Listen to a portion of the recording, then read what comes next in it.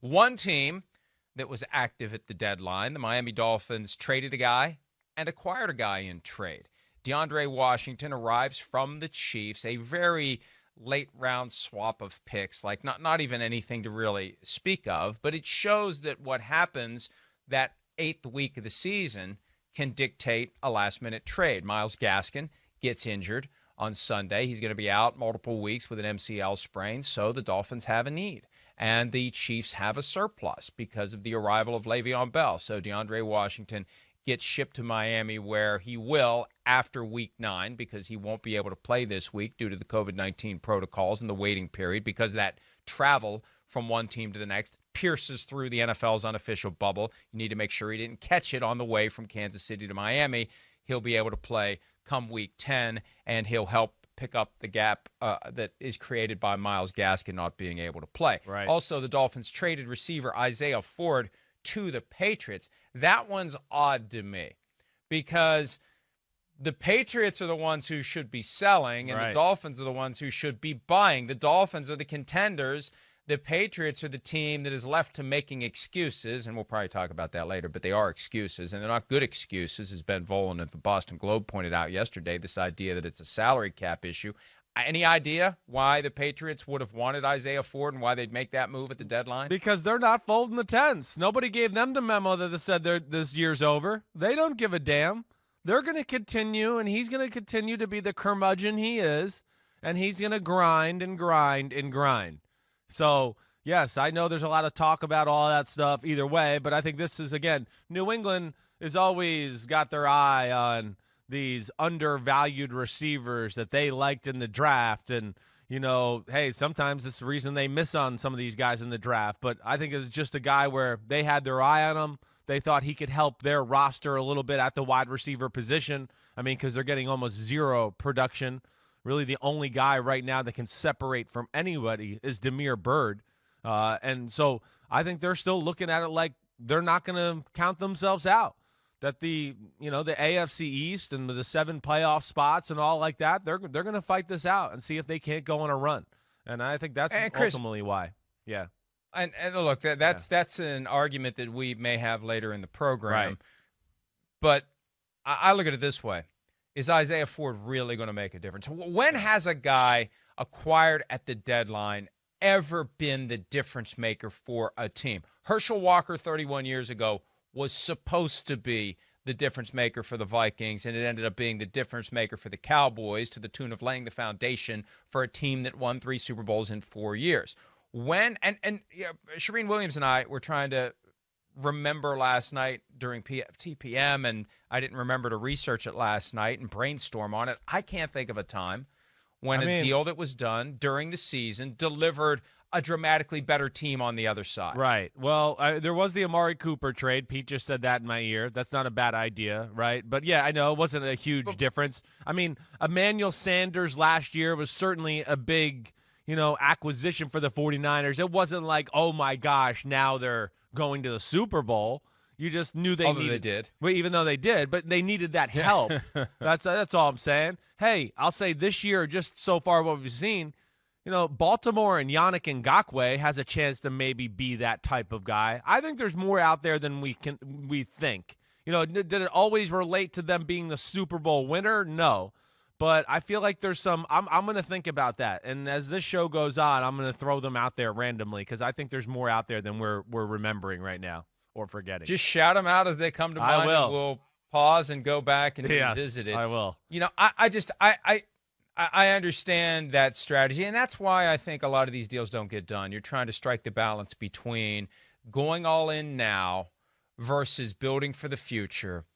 And I think the job security or lack thereof of the coach and the GM is a factor in how aggressive a team will be. If you're on the hot seat and you got to give up a first-round pick, a second-round pick, whatever, to get that guy that's going to help you save your job, who cares? I won't be here to use the pick anyway. So I think that's why some teams have, and all teams need to have, those checks and balances where it's not just one guy making these decisions, but it's multiple people who have a voice in it to protect against the temptation to sell out the future, a future that you may not be part of, in order to secure your ability to be part of that future by getting a team that's going to help you maybe get to the post, a guy that's going to help you get to the postseason. I think that's what New England's doing. I think that's a little bit about what Bill is trying to say with, the excuse making and all that, is that he's trying to say that a little bit. Yeah, not that they've been in salary cap hell, but they haven't been in a great position the last few years. And I think he's looking at it like, wait, we had a great run, and I wasn't going to just use all our resources and put us in a really tough spot just this year, and ruin the next few years to go along with that. And I think that's what they're trying to balance in New England. At least that's my take on it. We'll see where that goes. But I think it is more about like the future and setting themselves up that way instead of just looking for, 1 year. We proved it this year. It wasn't Brady. It was Belichick. We proved it. This is a long race. And I think he's making the long play that way. Yeah, I don't necessarily disagree with that. But at the same time, number one, I don't agree that they have been a team that has taken liberties with the salary cap and now the reckoning is arriving. That's just not factually accurate. And the thing that really bothers me about it, and I hadn't thought of it while we were talking about it yesterday, I want your input on this. It occurred to me after talking to some people yesterday, because this is something that has stirred up a lot of dust in NFL circles. The idea that Bill Belichick would behave like a normal human being and feel compelled to do anything other than flash his rings and say, check out the scoreboard, Jimmy. Yeah, we're having a down year. Oh, well, at least I won't have to repaint the back end of my boat from 8 rings to 9 rings this year. I mean, the idea that he would be as petty as the rest of us and as neurotic as the rest of us and feel compelled to come up with an excuse in and of itself is stunning. But what it does, it crosses a bridge that the Patriots have never crossed. That's why I wrote something yesterday and said when I tweeted the link out, the Patriot way has lost its way, because you never make excuses if you're the New England Patriots. You got an injury? Too bad. Next man up. You got a salary cap problem? We never talk about that. Go out and play. Bad weather? Who cares? Yeah. Right? The idea that he's even articulating something that could be characterized by the reasonable person as an excuse is stunning, Chris, because the guys in the locker room hear it, and they're going to think, oh, well, standard's not the same this year. It will be next year, but this year it's not the same. We can relax a little bit. Well, I mean, I don't think that last part will happen. I don't. Now listen, maybe it does. Maybe they lose another game, and then that finally, just puts the nail in the coffin, and then you do have guys let up there in New England, whatever that is. But I do think there's still, that building, just knowing those coaches, some of those veteran players that are there, I'd have a hard time believing that happened. But I am with you. I get it. I am shocked that he kind of went down that road. Usually it's just like, I got to do a better job coaching, and we all got to do a better job playing, and my coaches got to coach better, and that's really all there is to it. We just haven't done a good enough job. That's usually what his answer is with that type of thing. So, yeah, I do think it shows a little bit of the human side of him to maybe where he is feeling somewhat insecure about the situation to a degree right now. I'm sure he didn't think they'd be sitting there at 2-5 and all those issues.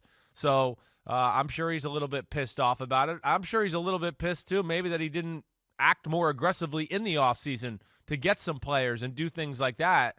He's probably kicking himself in the butt that way as well. What's actually stunning about all of this as we look at the Monday Night Football game for Week 9, the game against the Patriots may actually be the game that the Jets have the best chance of winning before their bye week, the way the Patriots have been going lately, and the Jets are so desperate. But they've been through the meat grinder, and all of a sudden this last meat grinder not as difficult as maybe it would have been earlier in the year. Hi, I'm Mike Tirico, and thanks for watching. Make sure to hit subscribe for the latest news and highlights from NBC Sports.